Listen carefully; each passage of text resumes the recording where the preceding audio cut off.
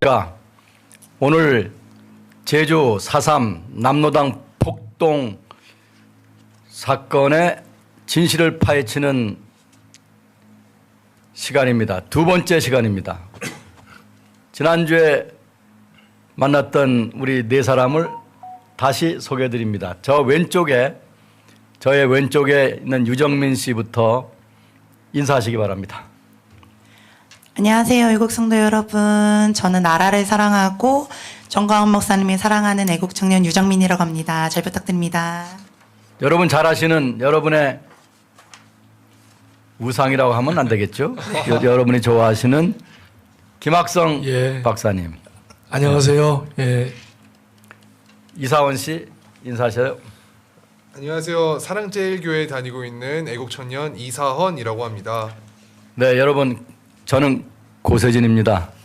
오늘 지난 시간에 이어서 박진감 있게 4.3 사건을 계속해서 얘기하겠습니다. 지금 여기 제주도 4.3 사건을 사건 때의 그 지도입니다.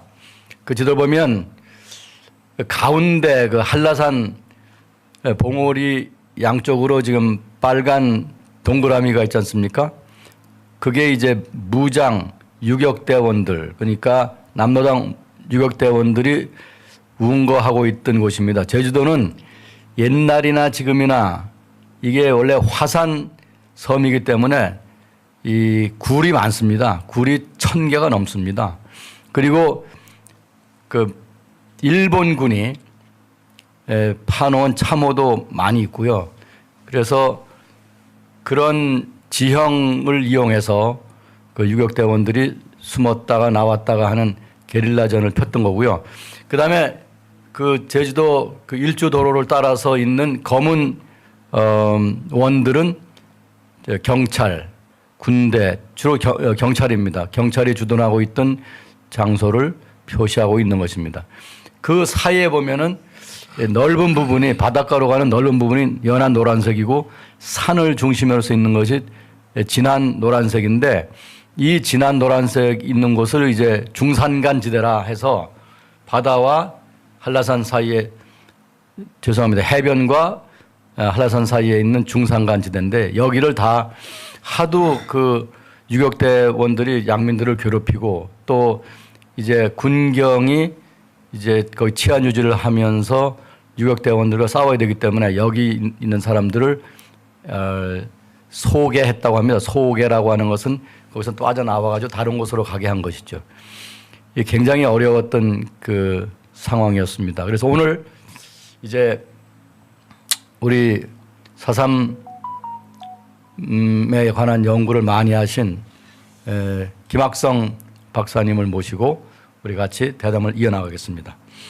자, 우리 청년들 중에서 4.3에 대해서 이해하고 있는 것을 말씀해 보시죠. 좀 질문도 있으면 질문도 하시고요.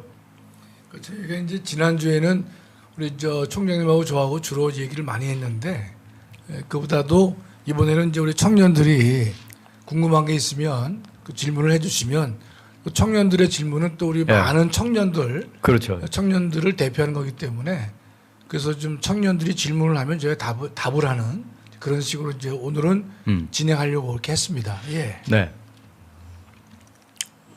저부터 할까요? 네. 제가 4.3 사건이 왜 일어났는지에 대해서 조금 알아봤는데요. 그 제주도 사건 이전에 44년에 제주도 인구수가 22만 명이었는데 2년 후인 46년에는 28만 명으로 2년 사이에 6만 명이 늘었더라고요. 이 상황에서 전국적으로 그 대흉년이 일어나면서 제주도의 보리 생산량이 이렇게 급감하고 그 상황에서 힘든 상황에서 이 제주도민들이 어떻게 이 사건에 참여하게 되는지 되게 궁금했거든요. 그래서 이것은 이 힘든 상황에서 제주도민들이 민중항쟁을 일으킨 거라고 대부분 주장을 하시던데 김학성 교수님의 생각은 어떠신지 알고 싶습니다. 그 우리가 보통 이제 위키피디아, 뭐 나무 위키 이제 그런 데를 보면 이제 그 제주도의 그 당시 상황을 이제 상당히 어려운 그 제주도의 상황들을 이제 주로 얘기하면서 그걸 강조하는 이유는요. 포인트가 어디 있냐면 이게 민중항쟁이다. 이런 것을 이제 유도하기 위한 그 것들이죠. 그런데 우리가 뭐 수많은 좌파들은 민중항쟁이다라고 이제 얘기를 하면서 그런 점을 이제 강조하고 있고, 또 하나는 아마 공부를 해보셔서 아시겠지만 47년 3월 1일, 그러니까 48년 4.3 사건인데 47년 3월 1일 그 3.1절 행사가 그 제주도에 있었습니다. 있었을 때 거기서 어느 이제 어린아이가 뭐 경찰의 그 말에 차여가지고 중상을 입었는가 또는 사망했는가 그런 일이 있었어요. 차인 거는 맞아요. 그랬는데 제가 이제 거기도 사망이다 중상이다 제가 체크를 안 하는 이유는 그 얘기가 너무 틀려가지고 제가 그 관심이 없는데, 요런 내용은요 3월 1일 3.1절과 관련돼서 4.3이 연관됐을 수 있다는 얘기는 헌법재판소도 인정합니다. 왜냐하면 좌파들이 하도 그걸 가지고 이제 얘기를 하기 때문에, 그럼 1년 전에 3.1절 사건도 결코 그 4.3 발생에 무관하지 않을 수 있다. 그 정도로 이제 타협이 된 것이에요. 그랬는데 제가 볼 때는 뭐 그런 측면이 전혀 없었다라고 볼 수는 없겠지만, 그러나 그런 것이 있다 하더라도요 민중항쟁으로 볼 수는 없는 것이고, 4.3 그러니까 남로당 제주도당의 이 중심이 되어서 일으킨 무장 폭동이다, 반란이다. 그것은 우리 헌법재판소도 이렇게 보고 있지만, 그 당시 2000년 그 제주 4.3 특별법을 만들 당시에 대통령이었던 김대중 대통령도 4.3은 폭동이었다, 그런 말을 하셨고 그게 문서에 남아 있어요. 그렇기 때문에 이 남로당에서 이 4.3 사건이라고 하기보다도 4.3 폭동, 사태, 4.3 폭동을 일으키기 위해서 그냥 갑자기 일어난 게 아니고 치밀하게 준비를 했습니다. 그렇습니다. 그렇기 때문에 예를 들면 1946년 11월에 남로당이 만들어지잖아요. 그 남로당이 이제 박헌영을 중심으로 한 남로당이 이미 이걸 계획을 하고 47년 후반기에 가서는 이미 그 유격대들이 한라산에서 자체적으로 이 게릴라전 연습을 하고 백병전 연습을 합니다. 그렇기 때문에 이 단지 3월 1일 날 발포 사건 가지고 그 하려고 하는 데 대한 그 촉발하는데 좀 더 그 강도를 더했으면 더했지 요것만 가지고 일어났다고 볼 수 없는 거죠. 그렇죠. 그렇죠? 그러니까 좌파들은 그러니까 이제 이 남로당 그 반란을 다 은폐하기 위해서 그렇죠. 예. 또 얘기도 안 해요. 네, 네. 우리는 다 얘기하지 않습니까? 그렇죠. 예. 얘기를 안 하다 보니까 결국 제주도는 상당히 생활과가 어려웠었다. 근데 3.1 운동 뭐 이것 때문에 발생한 것이다. 네. 라고 하면서 남로당이 반란을 했고 무장 폭동을 일으켰고 그런 등등에서는 이 사람들은 일체 얘기를 안 하고 있죠. 그렇습니다. 예. 그게 바로 역사를 왜곡하는 것이죠. 그렇죠. 맞습니다. 그때 그 3월 1일 날 나온 것만 해도 한 10만 명 정도 나왔다고 하는데, 사실은 그때의 제주도 사람들은요, 우리 그 식구들 그 얘기를 들어보면요, 제주도 사람이 남로당에 가입한 사람이 많았어요. 많았습니다. 많았고요. 예, 예. 그래서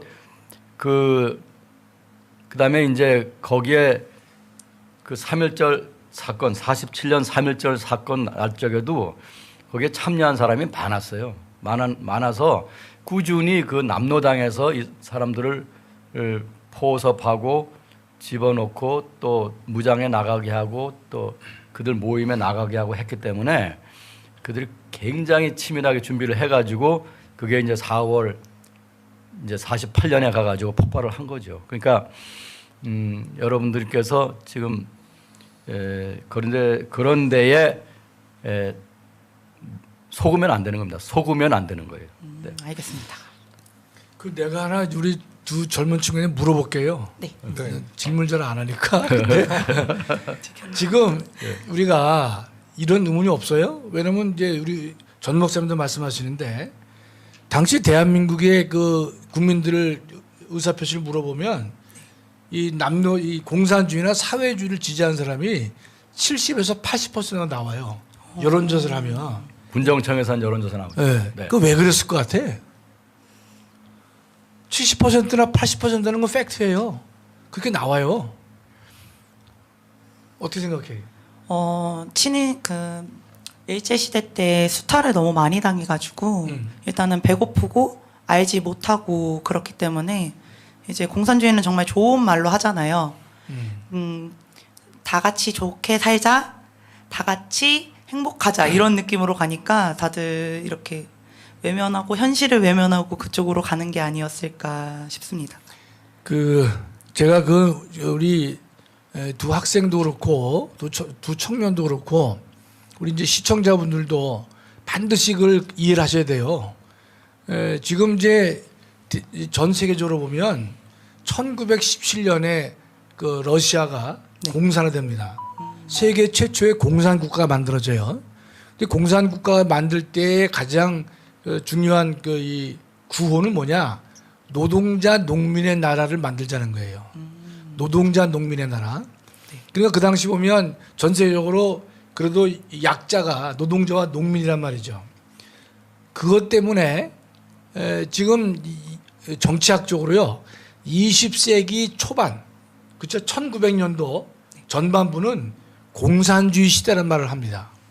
왜냐하면 소련이 공산주의 됐잖아요. 네. 그 밑에 있는 몽골도 공산주의가 되고 중국도 되고 그다음에 상당한 나라들이 이 공산주의의 사상을 이념을요. 야 저게 바람직하다. 그런 시대였어요. 그렇군요. 그렇기 때문에 우리가 1919년에 우리 이제 임시정부가 상해에서 이제 시작하잖아요. 임시정부의 이 지도부도 상당 부분이 공산주의 생각을 갖고 있는 것이에요. 따라서 그 당시에 사람들은 공산주의가 좋은 거로 알았던 거예요. 그러다가 우리가 이승만 대통령을 정말 아무리 강조해도 지나치지 않은 것이 대한민국은요 공산주의 국가가 될 수밖에 없는 상황이에요. 그렇죠? 맞네요. 지정학적으로도 그렇단 말이지. 소련 밑에 몽골, 그다음에 중국, 북한. 그러면 우리는 공산주의가 될 수밖에 없는 상황이에요. 그런데 누가 이걸 막아줬느냐? 물론 하나님께서 막아주셨지만 하나님께서는 이승만이라고 하는 정말 탁월한 불세출의 지도자를 우리한테 허락하셔서 그로 하여금 막아준 거예요. 맞습니다. 생각해 보세요. 저도 그 당시에 청년이었다면 나도 공산주의를 지지했을 확률이 높아요. 고재진 박사님도 그럴 확률이 높아요. 왜냐면 학식 있는 사람들이요. 그 당시 인텔리게층이 예, 맞아요. 공산주의를 많이 지지했어요. 그렇습니다. 왜냐면 새로운 사회를 만드는데 노동자 농민의 나라를 만들어준다? 그러면 일제시대 때 보면요. 우리가 지주계급이 한 20%밖에 안 되는 거고 나머지는 다 소장농이야. 그럼 우리 아버지, 할아버지도 다 소장농이었을 확률이 높단 말이죠. 그러니까 소장농인데 소장농의 나라를 만들어주겠다. 그러면 다 넘어가는 거예요. 맞습니다. 넘어가는 거라고. 그 새로운 구호에 넘어가지 않을 수가 없는 것이에요. 그래서 대한민국에 있는 많은 사람들도 공산주의가 뭔지도 모르고 사회주의가 뭔지도 모르고 거기에 지지를 많이 했던 것이에요. 그래서 70에서 80%가 그 지지를 보냈던 것이에요. 정말 우리가 그때 이승만 대통령 박사가 안 계셨으면 우리는 지금도요. 지금 김정은 밑에 있는 거예요. 한국의 방법이. 우리가 태어나지 못했을 가능성이 많아요. 그렇습니다. 네, 그런 고재진 박사님 같은 경우도 그 당시도 보면요. 공산주의를 지지하는 사람들이 다 인텔이었어요. 공부를 많이 한 인간들이 공산주의를 지지했다니까? 예를 들면 김달삼이도 제주도 사람이에요. 그렇죠. 이승진이라고 원래 네. 본명이 이승진이에요. 근데 일본 가서 중학교를 나왔거든요. 그래서 이제 제주도에 돌아와서 대정 중학교에서 사회과 선생님이었어요. 인텔이죠, 그것도. 당시 인텔리죠. 그럼요. 예. 근데 이 사람 그 장인이 강모 씨라고 남로당의 핵심 요원이었거든요. 그러니까 이 사람들이 다 배운 사람들이에요. 그래서 그런 사람들이 이 도민들은 그때 농민과 농부들, 제주도는 농부만 있는 게 아니라 어부들이 또 많이 있었습니다. 네. 어부들이. 그 6만 명이라고 하는 사람들이 남로당에 가입을 했거든요. 그 사람들이 이제 그 놀라운 일이에요, 사실. 그 당시에는 우리가 지금 같이 이게 그 당시에는 지금보다 더 문명률도 높았고요. 그 당시에 사람들이 외부의 그 어떤 지식을 또 외부의 뉴스를 접하기가 어려웠고요. 그래서 이런 인텔리들이 와서 말을 하면 지금 세상이 바뀌었다. 바뀌었는다 공산주의다. 그리고 그들이 그 4.3 사건을 일으킨 사람들이 소련 노래를 불렀다고 그래요. 그렇죠. 네. 네네. 그러니까 안에 있는 사람들이 이제 세상에 일본은 가고 이제 앞으로 공산주의 세상이 오면 우리가 낙원에서 살게 되겠구나. 네. 이렇게 생각을 했던 거죠. 지금 이제 고 박사님이 총장님께서 이제 문맹률이 낮다고 그러셨는데 여러분 그거 잘 아셔야 돼요. 이승만 그 대통령께서 얼마나 위대한 분인가면요. 우리가 이제 그 선거를 이제 했잖습니까? 50 선거를 했잖아요. 48년 50 선거. 그렇죠. 예. 그 50 선거를 막기 위해서 4.3 사건이 있었단 말이죠. 그 50 선거 할 때요. 국회의원 선거를 할 때 그 당시 사람들은요. 1, 2, 3을 못 읽었어요. 여러분 이해가 되세요? 아라비아 숫자 1, 2, 3을 몰랐다니까. 그래서 어떻게 했냐면요. 후보를 할 때요. 거기에 그 짝대기 선거라 그래요. 그래서 그 후보 옆에다가 짝대기를 그려요. 짝대기. 짝대기 하나, 짝대기 둘, 짝대기 셋. 그게요. 60년도까지 우리나라가 저 짝대기 선거판이에요. 제가 말을 좀 잘못했는데 문맹률이 높았어요. 매우 높았죠. 예, 높았어요. 네, 죄송합니다. 계속 아니 말씀하세요. 문맹이 제가 말을 좀 잘못했는데. 정도가 여러분 내가 거짓말하는 거 같죠? 1, 2, 3을 못 읽는다니까 한글을 못 쓰는 게 자기 이름을. 그래서 그 당시 어떤 일이 있었냐면요. 제가 이승만 그 대통령의 정말 이 국민 사랑 그걸 보고 내가 참 감동을 받았어요. 왜냐하면 미 군정 당시에 국회의원 선거법을 만들었어요. 1차 원래가 만들었는데 그 당시에 누가 만들었느냐? 그도 저 공부 좀 한 사람들이 만들어서 참여했을 거 아니에요? 그 보면 이게 선거할 때 제일 먼저 뭘 하냐면 선거 임명부터 해서 등록을 하죠. 네. 예? 보통 뭐 유정민 그런 거 와서 내가 있는지를 확인해 본단 말이죠. 근데 유정민이나 이름을 내가 못 읽는 거야. 못 읽는 거예요. 자기인지 모르네요. 그거 가가지고 이게 납니까? 모르는 거예요. 근데 거기다가 이제 자기 이름을 쓰게 했어요. 아니 못 읽는 사람이 그걸 쓸 수가 있어요? 못 쓰잖아. 네. 그거를 이승만 대통령이요. 예? 그 당시에는 김군이 뭐 이런 사회 지도자들이 그 관심 없었어요. 그러나 50 선거를 할 때요. 어떻게 했느냐? 자기가 내가 선거 임명부에 내 이름이 있는지 없는지 가서 보면 가서 이 손가락으로 이 도장을 찍겠어요. 무인을. 지문을 찍게 한 거야. 근데 이게 내 이름인지 모르잖아. 그러니까 옆에서 글을 해독할 수 있는 사람이 옆에서 한둘이 있어요. 그래서 이 맞습니까? 이 김학성 맞아요? 맞다고 얘기해 주면 내가 무인으로 찍는 거예요. 그렇게까지 우리가 문명이 높았던 거예요. 그 문명이 높아서 그래서 그때는 박사님께서 말씀하신 대로 그 뭐 좀 아는 사람 말 듣고 하는 거예요. 그 예를 들어서 그때 김달삼이만이 아니라 당시에 제주도 도지사 박경훈이도 남로당원이었어요. 제주도 읍장이 남로당원이었어요. 그 각 면의 면장들이 남로당원이었어요. 그러니까 이게 보통 심각한 문제가 아니에요, 여러분. 그 당시 이제 우리 지난번에 말씀하셨지만 이 한반도 내에 지금 남쪽에 그러니까 조선 공산당이 만들어지는 거예요. 네, 맞습니다. 그 왜냐하면 어떻게 공산당이 만들어졌을까 할지 몰라도 그 당시에는 그 조선 공산당이 가능했어요. 근데 그게 그 당시에는 남한이 주류였어요. 왜냐하면 한 나라에는 공산당을 하나밖에 설립을 못해. 그 공산당 원칙에 나와요. 그래서 남한에는 조선 공산당, 북한에는 조선 공산당이 없었어. 그러니까 남한에는 조선 공산당이고 북한은요 조선 공산당 북한 지부야. 그러니까 이게 앞뒤가 바뀐 거죠. 그렇죠? 그러니까 김일성이 봤을 때는 이게 너무 답답한 일이란 말이에요. 열받죠. 그래서 나중에 남한에 있는 공산당, 조선 공산당과 기타 다른 그 공산당이 또 있었어요. 그걸 합쳐가지고 남조선 노동당, 남노당으로 만드는 거예요, 이게. 북한은 이제 북노당이 되는 것이고, 그래서 그걸 합친 게 남노당이 되는 것이에요. 그 이후에는 남노당이 대한민국 모든 이 공산주의 운동의 그 이제 진원지다, 지휘부다라고 볼 수 있는 것이죠. 그렇군요. 지난주에 했던 얘기를 좀 부연 설명하셨는데요. 그래서 이제 이게 남노당 폭동이라고 하는 걸 알아야 돼요, 여러분. 내가 항상 얘기하는 게 6.25라고 6.25, 뭐 4.3 이렇게 하니까 숫자로 말하니까 이 젊은 세대들이 이 일의 진상을 모르는 거예요. 맞아요. 6.25도 이 북괴 남침 전쟁인 거예요. 그렇게 말을 해야 되고 4.3도 그냥 4.3 사건 이렇게 하면 안 되고 이건 그냥 사건이 아닌 거예요. 그래서 제주도 4.3 남로당 폭동 이렇게 말을 해야 이 진상을 알 수 있는 거거든요. 그래서 이제 공산당이 그런 식으로 북에도 있고 남에도 있고 남에 있는 공산당이 남로당이 이런 거를 이 제주도만이 아니라 전국을 다 했죠. 전국을 다 이제 어지럽게 만들었는데 이 제주도 왜 제주도에서 했느냐.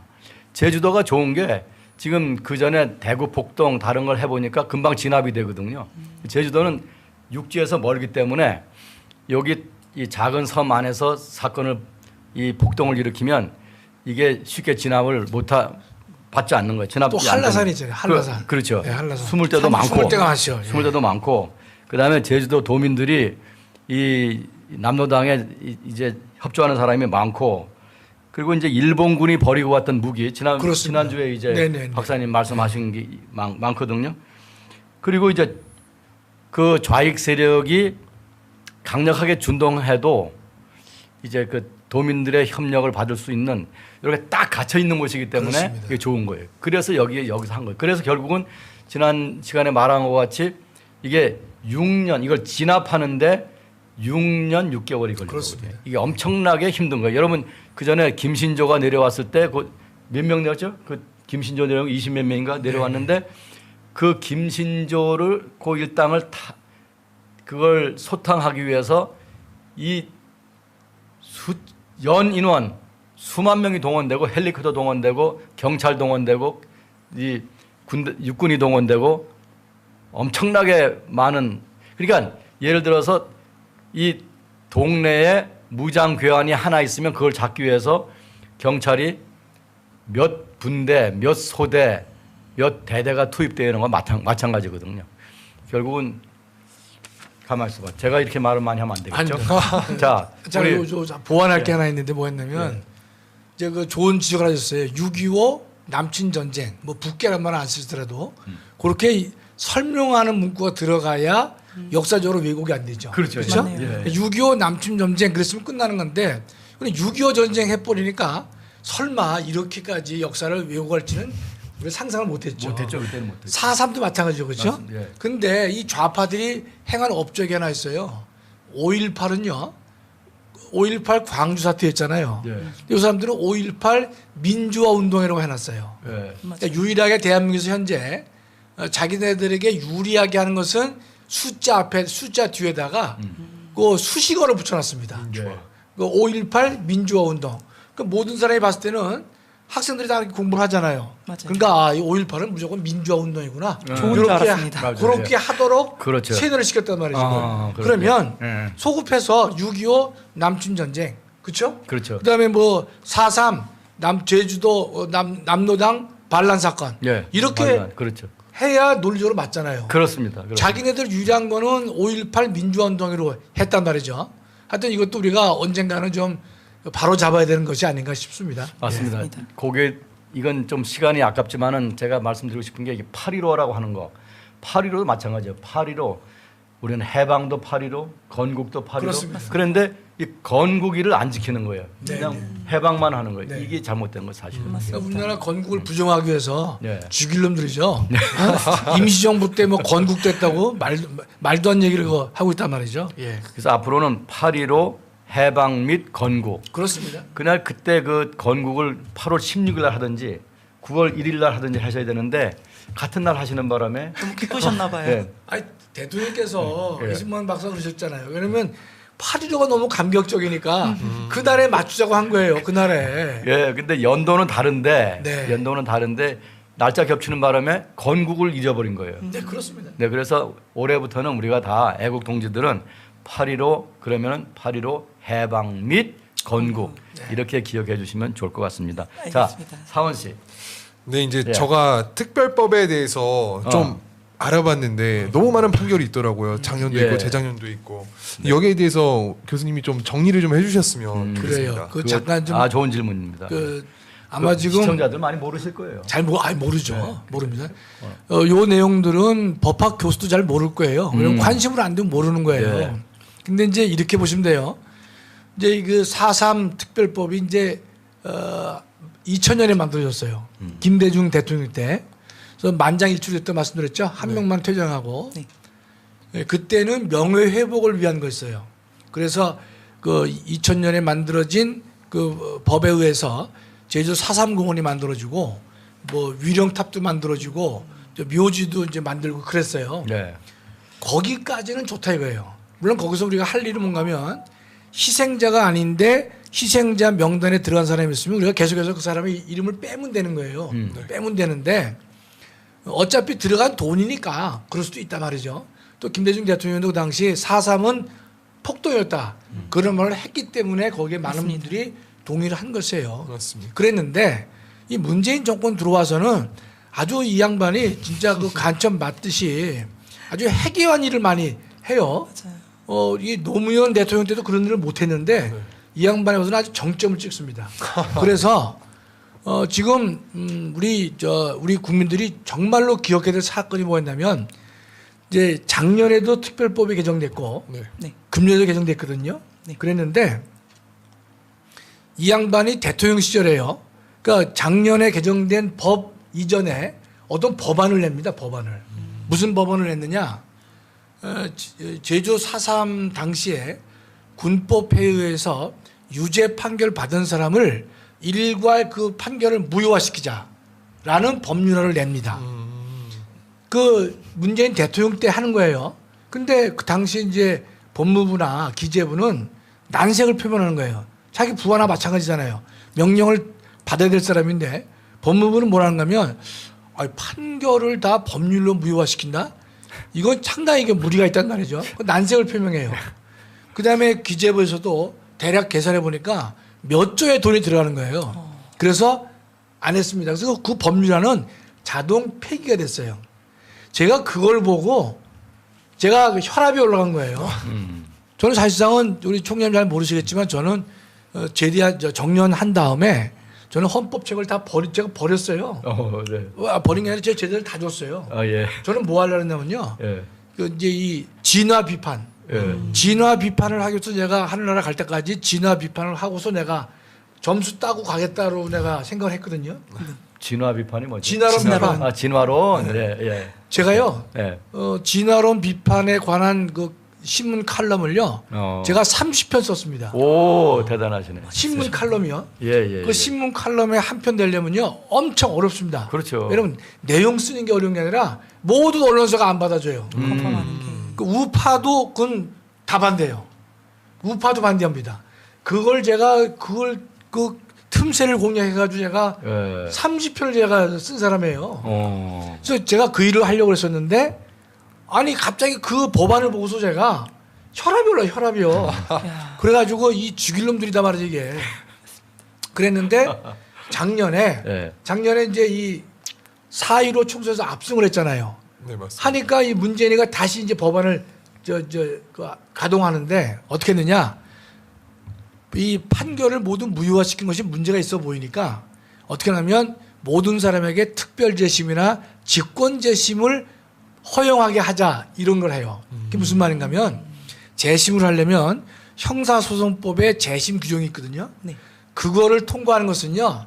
낙타가 바늘기 들어가는 것보다 더 어렵습니다. 그렇죠. 왜냐면 형사 판결을 재심한다고 하는 것은 판사나 검사가 다 경기를 일으키는 거예요. 왜냐면 자기의 선배 판사나 그렇죠, 예. 검사가 잘못됐던 것을 인정하기 때문에 거의 안 해줘요. 거의. 법에 있어도 사실상 안 해줍니다. 그랬는데 지금 이제 이 재심이 안 될 테니까 형사소송법의 재심 재심 조항에도 불구하고 동법에 의해서 즉 4.3 특별법에 의해서 이 특별 재심이 가능하도록 물꼬를 열어주는 거예요. 그런 법을 통과시켜.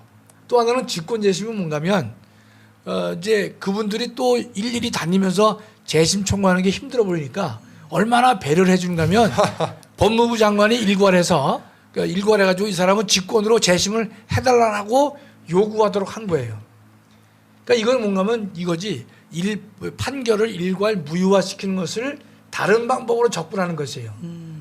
국민들이 잘 모르니까 직권재심과 특별재심이라고 하는 잘 모르는 방법에 의해서 이걸 갖다가 예. 돌아서 가는 거란 말이죠. 네. 그래서 작년 11월 30날이요. 여러분 찾아보세요. 정확히 나와요. 30날 박범계가 대검에 지시합니다.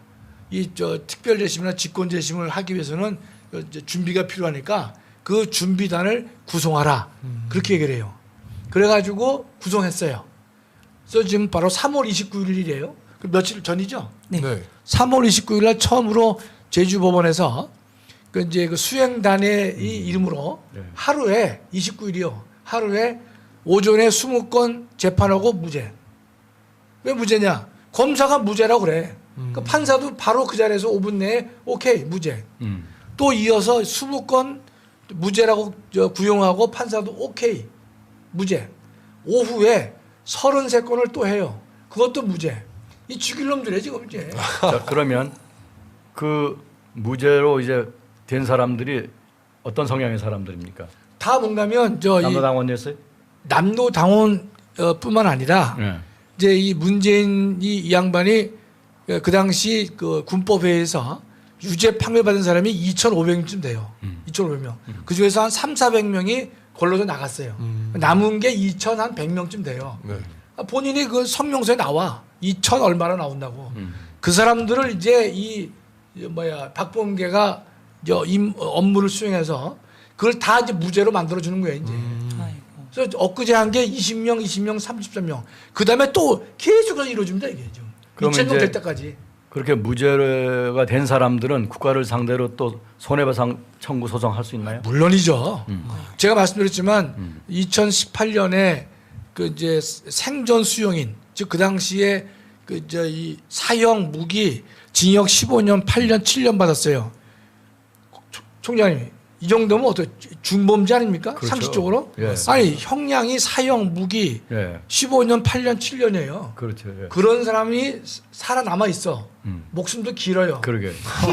그 18명이 재심을 청구해서 무죄가 되는 바람에 그 사람이 53억 4천만 원을 받은 거야. 말이 18이. 예? 근데 그 인간들이 또 가만히 있질 않아요. 그쵸. 끝나고 다시 국가배상을 청구했어요. 억울하다고. 110억대. 그 110억대가 주로 누가 해주겠어요? 우리 이 변호사 집단 있잖아요. 네. 인권 변호사. 인권 변호사 한마디로 민변. 민변 애들이 주로 그걸 한단 말이죠. 근데 우리 놀라지 말아요. 그런 걸 하면요. 통상 이 변호사비를 얼마 받느냐? 한 20-30%를 띄어요. 목돈으로. 그 110억이면 20-30억 들어오는 거야. 그렇죠. 그러니까 얘들은 그동안에 계속 그 타지 못한 기회를 한꺼번에 나도 저런 거 좀 한번 해봤으면 좋겠어. 들어가서 한 20억씩 받는 말이죠. 그래가지고 그 110억대인데 그거는 현재 제주지방법원에서 계류 중에 있어요. 자, 그러면 이 사람들이 계속해서 이제 무죄가 되니까 이제 무죄가 되면 두 가지예요. 한 가지는 교도소에 수감돼 있던 사람들은 형사보상을 청구할 겁니다.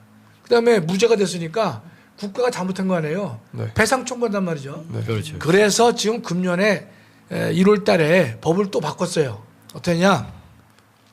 아마 그 재판을 통해서 받지 말고 그것도 힘드니까 일목에 다 주겠단 말이죠. 그래서 이 나와요. 여기 법에 개정법 16조에 나오는데 여기 보면 1인당 9천만 원.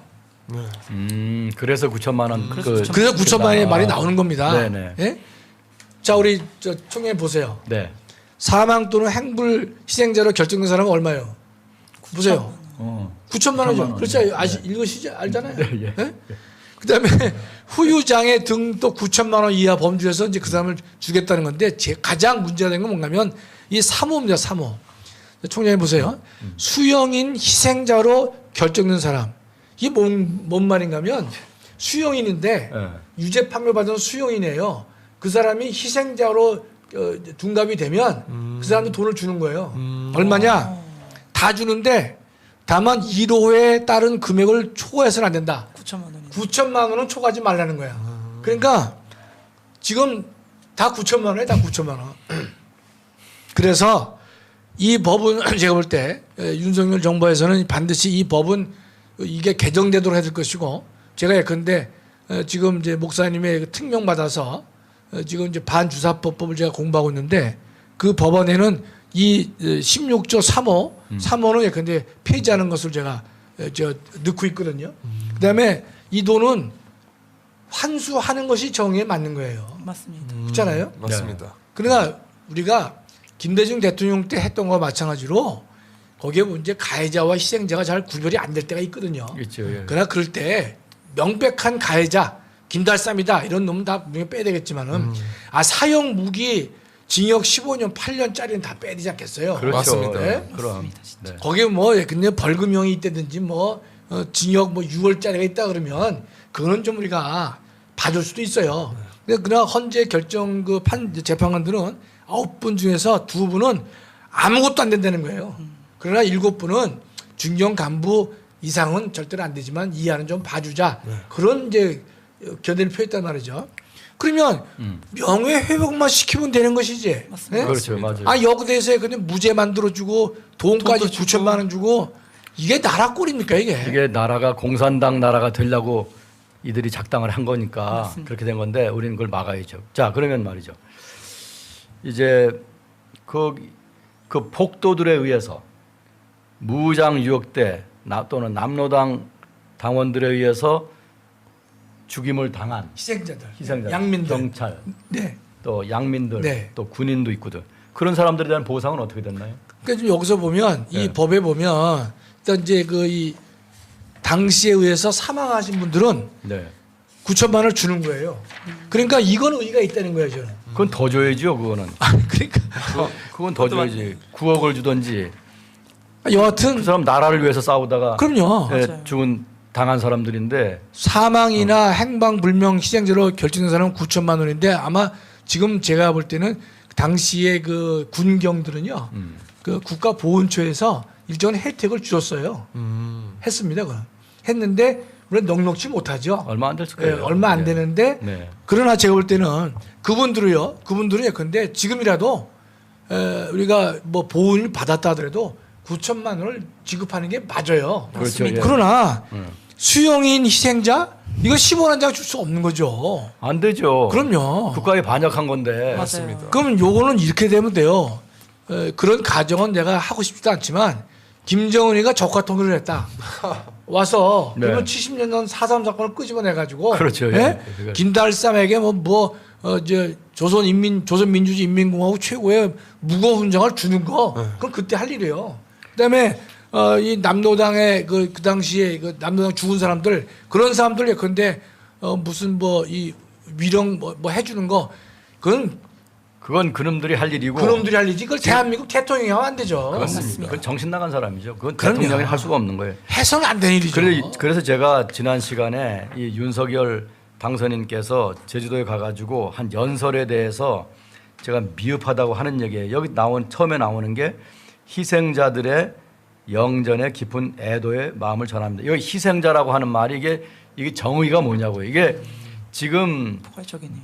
이 대한민국에서 4.3 이 폭동을 다루는 사람들이 이 남로당으로 거기에서 반란을 일으킨 사람들을 희생자로 둔갑을 시키고 있기 때문에 우리가 생각할 때는 거기에 양민들과 경찰, 군 이런 그래서 이제 폭동에 희생된 사람은 희생자라고 보는데 저쪽은 또 다르게 보거든요. 그래서 이 단어가 나는 이게 두리뭉실하다. 그런데 이제 박사님께서는 그래도 뭐 좋은 뜻으로 이제 넘어갔어요. 예, 제가 왜 그랬냐면요. 예.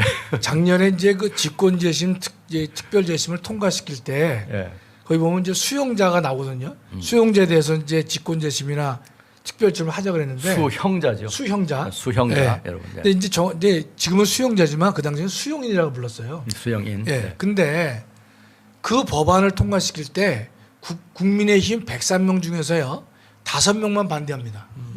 25명이 기권하고 73명이 찬성했어요. 국민의힘을 국민의힘이 이렇게 했단 말이죠. 그러니까 예. 죽일 놈들이 저것도 한심한 거 73명이 찬성했어요.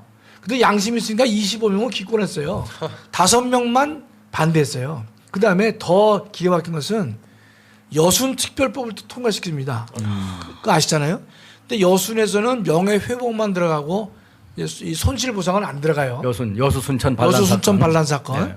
그거는 이제 또 좀 한 1년 지나면 또 돈 주자고 하겠죠. 네. 거기에는요 국민의힘이 다 찬성해요. 그래서 그 김건희가 뭐라 했냐면 대승적 차원에서 한다는 거예요. 국가의 정체성을 말아먹는 놈들이에요. 예. 맞습니다. 그래서 제가 이번 이제 윤석열 당선인께서도 두리뭉실한 표현도 제가 좀 잠깐만 이 지적을 제가 좀 자제하는 이유는 이제 좀 시작 초기고 벌써 올라가지도 않았는데 내려오라고 그러고. 예? 예. 그다음에 우리 윤 당선인께서도 국민의힘의 근본적인 또 힘을 또 지지를 받은 분 아니에요. 그렇죠. 예. 근데 국민의힘이 73명이 찬성을 했고 여순 반란 뽑은 그건 전원이 찬성했단 말이죠. 네. 그럴 경우에 좀 여유를 갖고 숨을 고른 다음에 하시지 않을까. 오케이. 네. 그래서 저희가 또 지금은 또 허니문 기간이기도 하니까 예. 좀 이제 이 정도다. 저는 그래서 오케이. 제일 걱정했던 것은 가서 이 문재인 같이 말이죠. 예? 예. 남노당을 진압한 군경을 갖다가 국가 폭력이다 했으면 그건 바로 우리는 싸울 수밖에 없는 건데. 그렇죠, 예. 그렇게 진도가 안 나갔기 때문에 예. 그걸 다 의식하지 않으셨나. 예, 그래서 제가 좀 그렇겠네요. 조금 좀 그렇겠습니다. 덮는 예. 것입니다. 예. 처음 아직 취임도 안 하시고 하셨으니까 네네. 이제 편하게 넘어갈 수 있는 본인은 식으로 하신 아마 것 같아요. 그런 거를 의식하고 계실 네. 텐데 국민의힘이란 인간들이 73명이 찬성하고 여순 반란은 전원이 찬성했어요. 뿌리가 의심되네요. 그러니까 지난번에도 이 표 때문에 그런 건데 아무리 표를 해도 그렇지 그렇게 이 나라를 이끌고 가면 안 되지 않습니까? 안 되죠. 맞습니다. 그래서 이 국민의힘이 참 이게 희미한 당입니다. 김 박사님께서 그 문 대통령의 추모사, 예. 그 올해는 추모사를 안 하고 그냥 그 총리한테 대독을 시켰더라고요. 페이스북에 올렸죠. 네, 페이스북에 SNS. 올렸나요? 저 아직 못 봤습니다. 올렸는데 그 작년에 한 그 추모사를 위헌이라고 하셨잖아요. 네네. 그걸 좀 설명해 주시면 예. 좋겠다. 왜 위헌인지. 그러니까 작년에 한 추모사가 아주 절정이었죠. 그러니까 음. 재작년에 한 것은 뭐랬냐면 먼저 꿈을 꾸었다는 이유로 제주는 처참한 죽음을 맞이했다. 그래서 이게 국가 반란 세력에 대해서 이런 아름다운 찬사는 더 이상 없지 않겠는가. 그래서 일단 열받지만은 기다렸었는데 네. 이 양반이 작년에는 두 발짝을 더 나가더라고요. 그러니까 남노당 반란 세력을 진압한 군경을 국가 폭력이라고 얘기를 하고 있는 거예요. 네. 그래서 이제 국방부 장관과 경찰청장에게 사죄하라 말이죠. 그리고 또 사죄를 해요. 예. 이것은 예컨대 우리 헌법 66조 2항을 보면요. 대통령의 책무가 나옵니다. 책무가. 혹시 66조 2항을 뭐 찾을 수 있으면 한번 찾아봤으면 좋겠는데 대통령은 그 헌법상 이러이러한 책무를 지도록 되어 있는데 거기 보면 국가의 안보를 지켜야 되고 영토를 지켜야 되고 국가의 계속성을 지키도록 되어 있어요. 국가의 계속성. 국가의 계속성이란 말은요. 다른 말로 표현하면 국가의 정체성을 유지하라 이 뜻이거든요. 그럼 정체성이라는 말은 무슨 말이냐? 네가 누구냐 말이죠. 네가 누구냐 물었을 때에 나는 이런 사람이다 라고 말하는 게 정체성이거든요. 그렇죠. 예. 우리가 작년에 이 문정권이 교회에 대해서 대면 예배 금지했어요. 그럴 때도요 우리는 교회와 크리스찬에 대해서 정체성을 묻는 거나 마찬가지예요. 너가 진정한 크리스찬이냐? 이 교회가 정말 예수를 진정 믿는 사람이냐? 말씀을 지키는 존재인 것이냐? 그걸 묻고 있었어요. 그럴 때 교회와 크리스찬이나 목사들은 무슨 말을 해야 됩니까? 교회가 무엇인지 내가 진정한 크리스찬인지 아닌지를 만천하에 고백해야 되는 알려야 되는 게 그 상황이거든요. 맞습니다. 그게 바로 정체성 문제예요. 정체성은 늘 마지막에 나옵니다. 벼랑 끝에 섰을 때 나오는 문제거든요. 그러면 대한민국의 국가의 계속성을 유지하라는 건데 정체성이거든요. 즉 뭔가 하면 대한민국 너 누구냐 말이죠. 그걸 묻고 있는 거예요. 그럼 대한민국은 어떤 나라냐? 우리 국민들의 뭐 인권을 보장하고 자유를 지키고 등등 여러 가지 다 하고 있지만은 66조 2항이에요. 2항.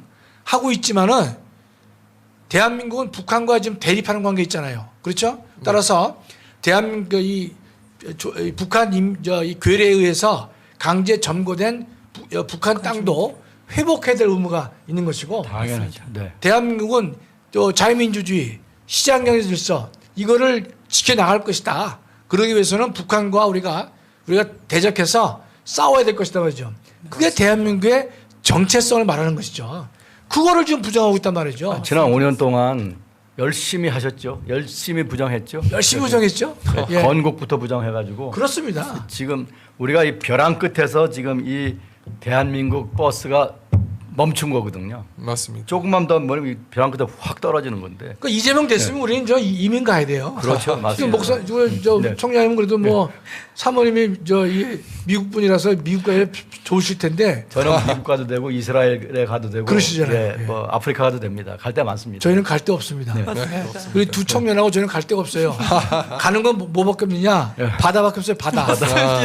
바다밖에 없죠. 나 오늘 저 올린데 사라쌤 저 분이 저 국가의 독립, 영토의 보존, 국가의 계속성과 네. 헌법을 수호할 책무를 진다. 네. 국가의 계속성은 국가의 정체성이거든요. 맞습니다. 그거를 부정하기 때문에 제가 이 글을 써서 문 대통령의 제주 4.3 추모사는 헌법 위반이다 위원이 많이 했는데 우리 그도 다행히 정광 목사님께서 그거를 이제 조선일보에 내주시는 바람에 신문에 의견 광고 형식으로 나가게 된 것이에요. 근데 재밌는 것은요. 저는 유명 인사가 아니라는지 몰라도 문바들이 도전한 게 없었습니다. 그러나 저 사건 이후로 저는요. 예. 많은 그 예전에 알았던 친구들, 선배들, 후배들이 그 격려 전화를 좀 많이 받았습니다.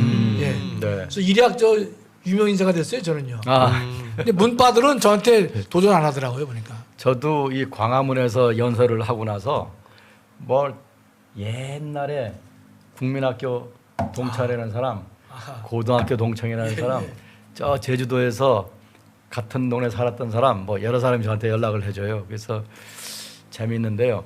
우리가 이제 다음 시간에는 이 4.3 사건의 그 실제 현상, 지금 지난 시간 이번 시간에는 현재 이 4.3 폭동을 둘러싸고 우리나라 대통령이나 또 헌법기관인 사법부에서 이걸 어떻게 지금 다루고 있냐 하는 이 현실적인 문제를 잘 몰라요. 국민들이 몰라요. 뭐가 진행되는지 몰라요. 예. 우리 국민들이 어리석기가 한이 없어요. 먹고 산다는 것을 하나의 대명제로 삼고 지금 자기들이 살고 있는 이 밑에 이 기초가 무너지고 있는데도 아무 생각이 없는 거예요. 그래서 우리 법의 국가 한국 헌법의 또 법률의 전문가이신 김 박사님을 모시고 이 얘기를 지금 듣고 있는 겁니다. 그래서 여러분들께서 시청자 여러분께서 이걸 이거 또 하나의 프로그램이구나 생각하지 마시고요. 지금 들으신 것을 잘 듣고 여러분들이 그 인터넷에서 과연 이 특별법이라는 게 뭔지 이게 9천만 원 준다는 내용이 뭔지 이런 것도 찾아보시고요. 이 김대중 대통령이 한 폭동이라고 했다는데 그때는 그 내용 전체가 뭔지 한번 찾아보시기 바랍니다. 다 찾을 수 있어요. 인터넷에서. 그래서 다음 시간에도 우리가 이제 남아있는 그 법적인 문제들 같은 걸 우리 박사님께서 이제 마무리를 해 주실 거고요.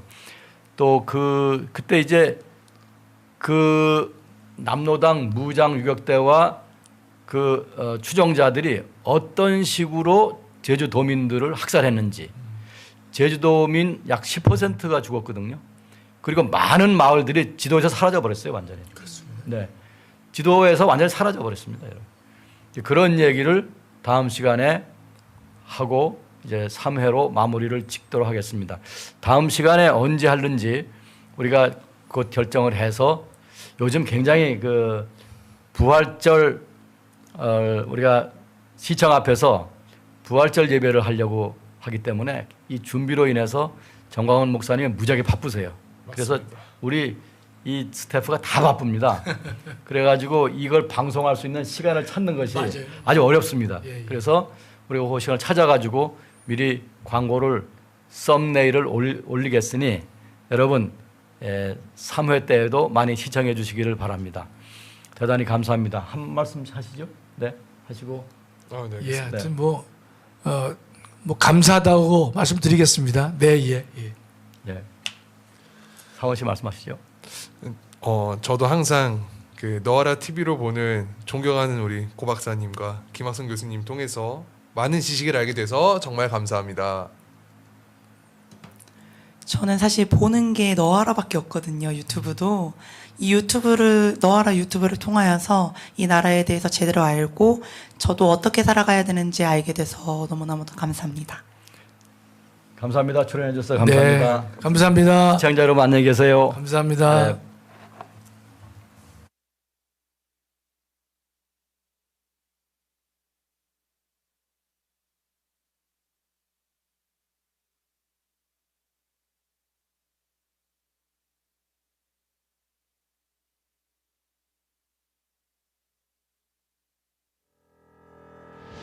자유민주주의, 자유시장경제, 한미동맹, 기독교 입국론을 기반으로 세계 10대 강대국이 된 대한민국의 눈부신 도약. 하지만 지금의 대한민국은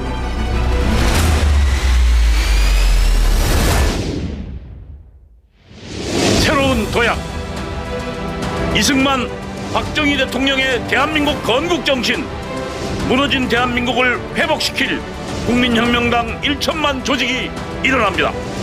국민혁명당은 문재인 주사파 정권으로부터 대한민국을 파탄시킨 주사파를 척결하고 정교조와 민노총을 해산하여 자유 대한민국의 정체성을 수호하겠습니다. 국민혁명당은 정부의 부동산 정책 실패, 원전 폐기, 무분별한 포퓰리즘 정책으로 추락한 대한민국 경제를 다시 살리겠습니다. 국민혁명당은 왜곡된 역사와 언론을 바로잡아 정의가 살아있는 대한민국을 만들겠습니다. 국민혁명당은 국가보안법을 지키고 한미동맹을 더욱 강화하여 국제사회를 선도하겠습니다. 대한민국을 지킬 국민혁명당의 1천만 용사, 그 위대한 사명에 함께